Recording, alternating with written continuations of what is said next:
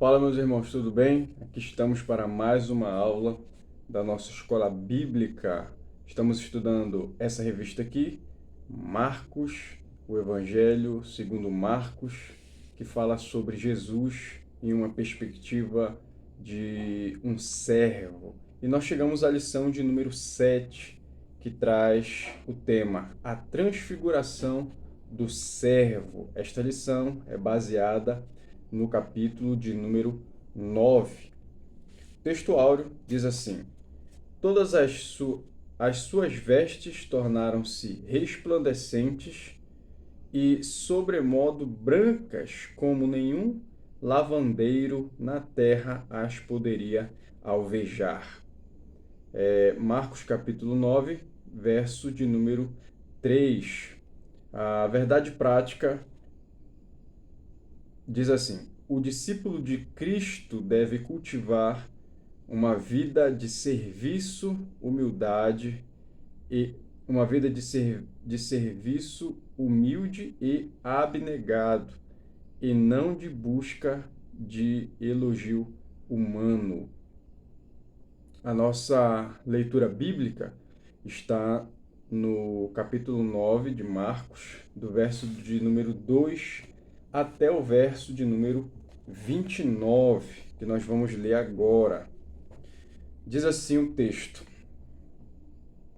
6 dias depois, Jesus tomou consigo Pedro, Tiago e João e os levou em particular, a sós, a um alto monte, e Jesus foi transfigurado diante deles.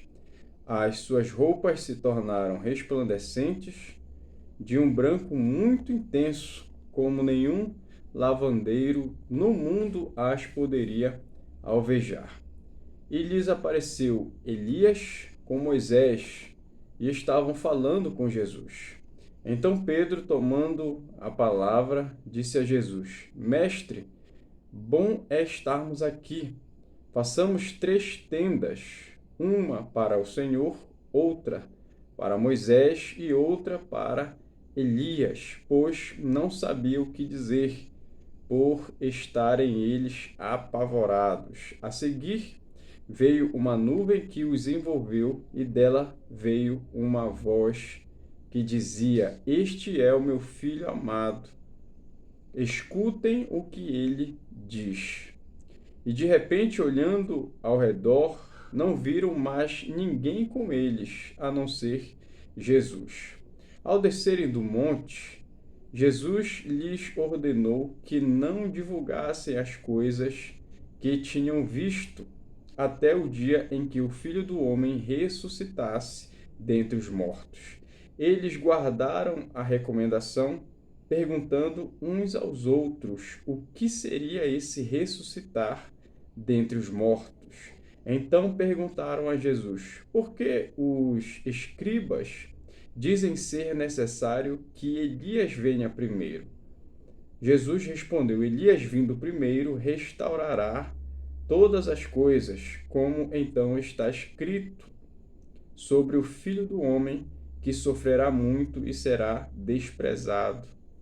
Eu, porém, lhes digo que Elias já veio, e fizeram com ele tudo o que quiseram, como está escrito a respeito dele. Quando eles se aproximaram dos outros discípulos, viram numerosa multidão ao redor deles e os escribas discutindo com eles. E logo toda a multidão, ao ver Jesus, ficou surpresa e, correndo até ele, o saudava. Então Jesus perguntou: o que é que vocês estão discutindo com eles? E um, do meio da multidão, respondeu: Mestre, eu trouxe até o Senhor o meu filho, que está possuído de um espírito mudo, e este, sempre que se apossa dele, lança-o por terra, e ele espuma, range os dentes e vai definhando. Pedi aos seus discípulos que o expulsassem, mas eles não puderam. Então Jesus exclamou: ó geração incrédula, até quando estarei com vocês? Até quando terei de suportá-los? Tragam o menino até aqui. E eles o trouxeram. Quando ele viu Jesus, O espírito imediatamente agitou o menino com violência e, caindo ele por terra, revolvia-se espumando. Jesus perguntou ao pai do menino: há quanto tempo isso está acontecendo com ele? O pai respondeu: desde a infância, e muitas vezes o tem lançado no fogo e na água para o matar. Mas se o Senhor pode fazer alguma coisa, tenha compaixão de nós e ajude-nos. Ao que Jesus respondeu: se o Senhor pode, tudo é possível ao que crê.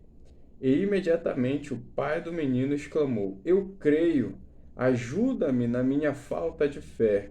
Vendo Jesus que muita gente estava se reunindo, repreendeu o espírito imundo, dizendo-lhe: espírito mudo e surdo, eu ordeno a você, saia deste menino e nunca mais entre nele. E ele, gritando e agitando-o muito, saiu, deixando-o como se estivesse morto, a ponto de muitos dizerem: morreu. Mas Jesus, tomando-o pela mão, o ergueu e ele se levantou. Quando Jesus entrou em casa, os seus discípulos lhe perguntaram em particular: por que nós não pudemos expulsá-lo? Jesus respondeu: esse tipo de espírito só pode ser expulso por meio da oração. Amém. Até aqui a nossa leitura bíblica.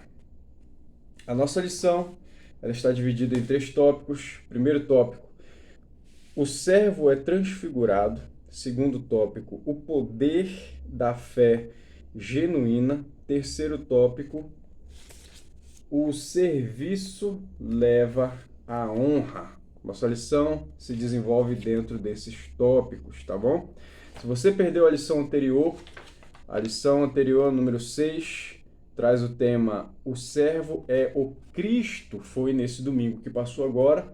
E eu vou deixar para você o link dessa aula aqui na descrição desse vídeo, para você assistir depois, caso tenha perdido. Eu quero te pedir, se inscreve no nosso canal, deixa o seu like para nos ajudar e compartilha esse vídeo aqui, essa aula com os seus amigos, com os irmãos da igreja, joga lá no seu Facebook, no seu WhatsApp, para que outras pessoas também sejam edificadas através dessa aula aqui da Escola Bíblica, tá bom? Todos os dias nós temos vídeos aqui no canal, de segunda a sexta, às 6 da manhã, que é o oráculo do dia. É um vídeo curto com uma palavra, de 1 minuto e meio, 2 minutos no máximo, só para dar um gás, um direcionamento, uma resposta de Deus para a sua vida. E todas as manhãs esse vídeo sobe aqui para o canal. E semanalmente temos 2 aulas bíblicas aqui. Uma dessa revista de Marcos, que nós estamos estudando, e a outra é dessa revista aqui, Ezequiel, baseada no livro de Ezequiel, que fala a respeito da justiça divina. Então é importante a sua inscrição com o sininho ativado aí, porque esse sino é a notificação. Toda vez que a gente posta um vídeo novo, você é avisado, e aí você já vai estar ligado que tem um vídeo aqui no nosso canal, tá bom? Então, se inscreva e ativa o sino da notificação, beleza? Entrando na nossa aula, na introdução da lição, diz assim, ó: chegamos à segunda metade do Evangelho de Marcos. A partir de agora, o servo de Deus marchará firmemente em direção à cruz. Neste capítulo 9, Jesus manifesta um vislumbre da beleza de sua glória, ensina sobre o poder da fé genuína e corrige o rumo de corações egoístas. Para tanto, em cada evento, preciosos segredos de seu reino são revelados. Tem muita coisa dentro dessa lição aqui para a gente explorar. Pena que o nosso tempo é curto, mas nós vamos, de uma forma rápida, tentar explanar tudo o que há nessa lição aqui, tá bom? Primeiro tópico: o servo é transfigurado. Vamos falar a respeito da transfiguração. E o primeiro ponto aqui é o brilho incomparável. 6 dias depois da confissão de Pedro e da revelação da natureza sacrificial do discipulado, Tiago, João e Pedro estavam com o servo em um alto monte. Verso 2. Na ocasião, Jesus foi transfigurado diante deles, a ponto de suas vestes refletirem um brilho incomparável. Mateus refere-se que o rosto de Jesus resplandecia como o sol. Não fazia muito, Jesus chamara seus opositores de hipócritas, termo que remete ao cenário teatral, onde o uso de máscaras expressa simples mudança exterior, sem equivalência interior. A transfiguração, porém, retratou o oposto, o exterior refletindo o interior, conforme João capítulo 8, verso de número 12. Então aqui a santidade, a pureza, a espiritualidade interior de Jesus, ela é externada ao ponto de o seu corpo se transfigurar. Então a glória de Jesus, ela resplandeceu ali, se mostrando de uma forma externa, algo inédito. Nunca ninguém havia contemplado algo parecido, e essa transfiguração, essa mudança externa, ela veio de dentro para fora, em um contraponto, né, em um paradoxo do que os fariseus estavam demonstrando, que seria uma santidade externa, contrária àquilo que havia dentro deles. Por isso Jesus o chamou de hipócrita. Mas aqui nós vemos Jesus sendo verdadeiro como sempre. Aquilo que havia dentro veio para fora, mostrando uma beleza, uma glória incomparável, inigualável, a qual ninguém antes havia contemplado. Então, quando soar a trombeta e a igreja for arrebatada, nossos corpos transformados, a Bíblia diz que seremos igual a Jesus, igual ao corpo transfigurado de Jesus que nós vemos aqui no capítulo 9 de Marcos. Segundo ponto aqui é presenças ilustres. Personagens de destaque estavam presentes na transfiguração de Jesus. Tudo a proclamar profundas verdades espirituais. De fato, Moisés e Elias ali compareceram e dialogavam com o reluzente servo. O tema da conversa é revelado exclusivamente por Lucas, a partida de Jesus para Jerusalém, do grego êxodos, que significa saída, ou seja, a morte, ressurreição e ascensão de Jesus representaria a grande libertação da humanidade no Novo Testamento, assim como no Êxodo do Egito representou a liberdade no Antigo Testamento. Então, mais uma vez, Jesus aqui está cumprindo os requisitos do Antigo Testamento. Moisés falou a respeito de Jesus e também os profetas falaram a respeito de Jesus. Ambos pregavam a mesma coisa, a libertação do povo através do sacrifício de Jesus. Então, o assunto da conversa era isso. E em um ambiente ali espiritual, onde eles falavam sobre isso, Moisés e Elias estavam presentes, Moisés representando a lei, Elias representando os profetas, ambos concordando e confirmando que Jesus, de fato, era o Messias, o Filho de Deus.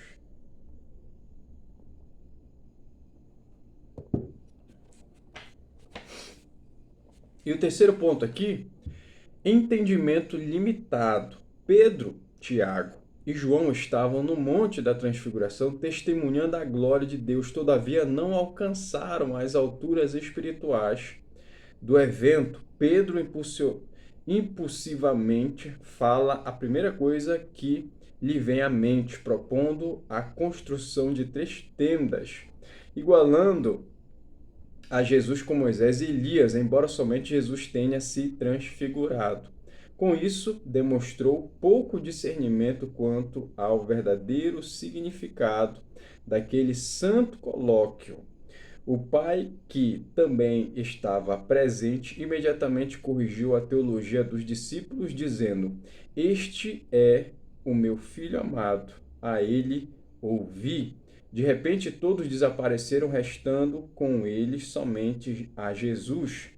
A espiritualidade sadia é cristocêntrica. Jesus, Filho de Deus, o Cristo é maior que Moisés e Elias.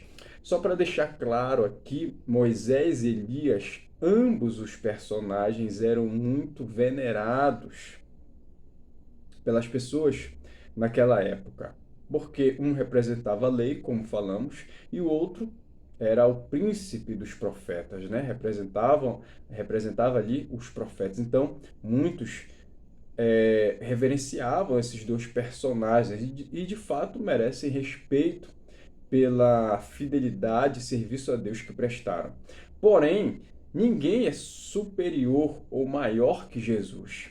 Então, o Pai, o eterno Deus, presente ali naquele momento, corrigiu aquela falta de entendimento deles, mostrando que quem deve ser ouvido é Jesus.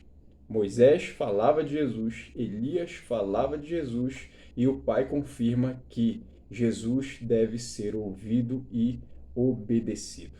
Entrando aqui no segundo tópico, o poder da fé genuína. E o primeiro ponto é correção teológica. Devido às suas pressuposições culturais, os discípulos enfrentaram dificuldades para entender o que havia acontecido no Monte da Transfiguração. Haja visto presumirem que os justos ressuscitariam simultaneamente, conforme Daniel 12:2, e o próprio Elias viria no fim dos tempos para preparar a vinda do Senhor. Malaquias capítulo 3, verso 1 e capítulo 4, verso 5, agora é o Filho quem promove oportunas correções teológicas, para tanto esclarece que Elias já veio, sendo que o seu papel foi cumprido em João Batista. Então aqui houve as profecias que falaram que Elias voltaria, né? Retornaria ali no fim dos tempos, antes da volta, antes do retorno de Jesus. E o próprio Cristo esclarece esse fato, dizendo que Elias já havia vindo na pessoa de João Batista. João Batista cumpriu ali, fez o papel de Elias. Agora existe um ponto escatológico aqui. Entendemos que na volta de Jesus, seu retorno, né? Apocalipse fala que duas testemunhas aparecerão. Duas testemunhas terão poder e irão fazer, né, realizar muitos sinais. Entendemos que estas duas testemunhas serão Moisés e Elias, estes dois que aqui estão falando com Jesus no Monte da Transfiguração. Mas isso é um outro assunto. É só uma interpretação. Aqui se cumpriria, então, a vinda de fato literal de Elias, né? Não na pessoa de João Batista, como vimos aqui no Evangelho de Marcos. Todavia, o que Jesus fala é verdadeiro. Elias veio na pessoa de João Batista, não foi uma reencarnação de Elias em João Batista. João Batista foi um profeta, diferente de Elias, mas ele tinha a mesma unção de Elias, entendeu? As mesmas características, por isso se diz que ele era o Elias que havia de vir. Segundo ponto aqui é reação demoníaca. A vigorosa dinamicidade da narrativa de Marcos segue nos surpreendendo. No mesmo dia, os discípulos vão da glória do alto do monte para a mais imunda ação satânica, partem de uma grandiosa experiência espiritual para um surpreendente relato de fracasso ministerial. A vida cristã é mesmo uma terra de montes e vales. Desta feita, um demônio que tentava matar um jovem desde a sua infância o havia transformado em surdo e mudo, embora tivessem tentado, os discípulos de Jesus haviam falhado na tentativa de expeli-lo. Debate lançado, o fracasso dos seguidores colocava em dúvida o ministério do mestre. Então aqui Jesus, ele vem, toma conhecimento da situação e pela sua autoridade, ele expulsa aquele demônio que estava atormentando aquele jovem há bastante tempo, né? Desde a sua infância, o texto vai dizer que aquele espírito imundo jogava aquele rapaz no fogo, na água, jogava ele por terra, tudo com a finalidade de querer matar, tirar aquela vida. Mas Jesus o libertou daquele espírito imundo e ele retornou à sua consciência, ou melhor, obteve consciência, né? Não sabemos se em algum momento ele foi são, mas entendemos e vemos que a partir do encontro com Jesus, ele se tornou uma pessoa liberta. E isso graças à intercessão e os cuidados do seu pai, que não desistiu dele. Daí a importância de muitos pais não desistirem de seus filhos e sempre estarem ali intercedendo, orando por eles, conduzindo eles até Jesus. Imagina as grandes dificuldades que esse pai aqui enfrentou, mas mesmo assim, pela sua persistência e fé, ele obteve a vitória. Que isso sirva de exemplo para você e para todos nós, né? Terceiro ponto aqui é a disciplina espiritual. Marcos continua a narrar sobre fé, porque os discípulos tiveram um insucesso na expulsão daquele demônio, porque negligenciaram um aspecto da vida com Deus. Afinal, conforme o ensino de Jesus, fé madura envolve persistência, disciplina espiritual, em especial a prática de oração e do jejum. No âmago de todo pecado há uma recusa em crer nas verdades de Deus, trocando-as por mentiras. A humildade desse Pai deve nos inspirar a nunca nos estribar ou apoiar em nossas próprias forças, mas sempre confiar inteiramente no Senhor Jesus. O fracasso em nossa caminhada cristã aponta para a necessidade de buscarmos mais a Deus através da oração e do jejum.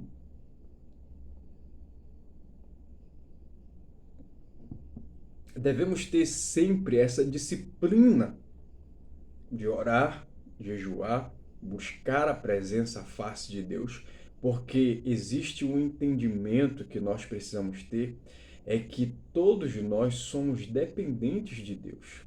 Ainda que tenhamos recursos, bênçãos, ainda que sejamos bem-sucedidos, devemos entender que sempre nós dependemos de Deus. Tudo que temos vem dele. Então, a nossa dependência de Deus, ela deve estar expressa, notória na nossa vida e que as pessoas também compreendam isso, porque isso serve de exemplo para aqueles que nos observam. Entrando aqui no terceiro ponto, no terceiro tópico, vamos já para o fim da lição. O serviço leva à honra. Preste atenção, o serviço leva à honra. Primeiro ponto, vaidade e ambição. Jesus promove uma conversa a sós com seus discípulos e pergunta sobre o que haviam discorrido pelo caminho a Cafarnaum, recebendo como resposta o silêncio constrangedor. Sabendo que Jesus era um exímio leitor de corações, logo perceberam que o servo sabia que andaram discutindo entre si sobre quem era o maior. Aqui uma discussão entre eles, com a finalidade de chegarem a uma conclusão de quem seria o mais importante, o maior entre eles. Uma discussão tola, uma discussão boba, mas uma discussão que está presente ainda hoje em muitos lugares, em muitas reuniões, em muitas denominações, em muitos templos, porque todo mundo quer ser um maior que o outro. Jesus mostra o inverso do que o mundo prega. Jesus mostra que o maior é aquele que serve, o maior é aquele que serve mais, o maior é aquele que se antecipa no serviço. Então, a preocupação não deveria ser em ser ou não maior, mas sim em servir mais. Aquele que serve mais é o maior. Então, o mundo vai dizer que o maior é aquele que é servido. Jesus vai dizer exatamente o contrário. O maior é aquele que serve. Segundo ponto aqui é humildade e tolerância. Para corrigir esses corações egoístas, Jesus ensinou que aquele que se esforça em servir aos outros é o maior aos olhos de Deus. Para o mundo, grande é aquele que é servido e exerce poder sobre outros. Porém, no reino de Deus, grande é aquele que serve e considera os outros superiores a si mesmo. O verdadeiro líder tem um coração de servo. Em seguida, tomou uma criança em seus braços e disse: qualquer que receber uma criança tal como esta, em meu nome, a mim me recebe. E qualquer que a mim me recebe, não recebe a mim, mas ao que me enviou. Então aqui mostra mais um exemplo a respeito da humildade e tolerância. Lembrando que estamos falando daquele que é maior. Então aquele que é maior, ele é um servo, porque ele serve a todos. Ele é humilde, porque ele considera os outros maiores do que ele. E ele também é tolerante, porque ele tem paciência com aqueles que são novos na fé, com aqueles que não têm maturidade, com aqueles que precisam ainda ser ensinados.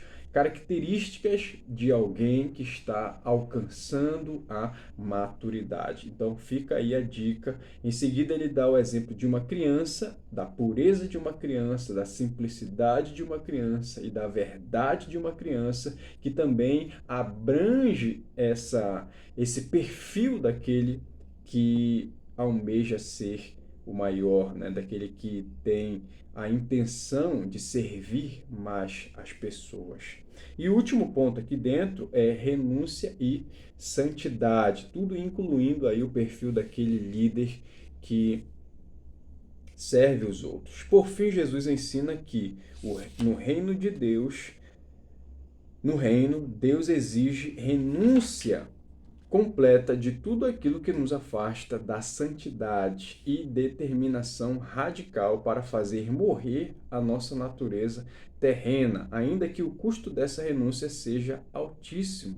Em linguagem metafórica e com propósitos pedagógicos, o mestre valeu-se de três figuras expressivas do corpo humano: mãos, pés e olhos. Verdadeiramente, o ato de seguir a Jesus não pode ser motivado pelo simples desejo de conquistar realizações pessoais. O discipulado é difícil e demanda uma vida de sacrifícios. Muito importante o que Jesus fala aqui, muito autoexplicativo, não vamos nos aprofundar nisso, mas aqui mostra que o serviço a Deus, a vida cristã, demanda, exige de nós sacrifícios. Então eu pergunto, o que você tem sacrificado para servir a Jesus? A aplicação pessoal diz: a vida de amor incondicional a Cristo e rejeição firme ao pecado nos levará a atender às necessidades dos outros sem esperar por recompensas terrenas. O coração do cristão verdadeiro não anela a satisfação própria, mas a glória de Deus. Aqui nós encerramos a nossa lição. Responde aqui nos comentários o questionário da nossa lição. Primeira pergunta: que personagens do Antigo Testamento apareceram conversando com Jesus no Monte da Transfiguração? Segunda pergunta: segundo a lição, a convicção de que o Messias viria como rei conquistador e vitorioso negligenciava que importante doutrina das Escrituras? E a terceira pergunta é: no reino de Deus, quem é considerado como grande? Muito obrigado por nos acompanhar até aqui. Que Deus te abençoe e até a próxima aula. Fica na paz do Senhor.